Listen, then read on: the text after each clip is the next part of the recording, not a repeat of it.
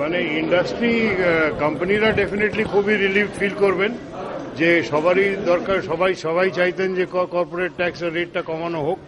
সেটা উনি বলেছেন কমাবেন, কিন্তু 4 বছর ধরে কমাবেন এবং সাথে সাথে কিছু কিছু এক্সেমশনগুলোকে ত্যাগ করবেন। এখন সেই কোন এক্সেমশনে কে কি বেনিফিট পেত, সেই এক্সেমশনের বেনিফিটটা উইথড্রন হয়ে গেলে কর্পোরেট ট্যাক্স রিডাকশনের কোনো অর্থ থাকবে কিনা সেটা এই মুহূর্তে বলা যাচ্ছে না।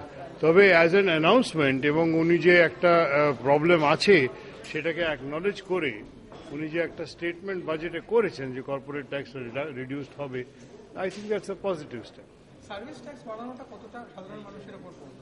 সার্ভিস ট্যাক্স যতগুলো সার্ভিস তো আপনারা জানেন এখন তো নেগেটিভ লিস্টে এই সার্ভিস ট্যাক্স অ্যাপ্লিকেবল।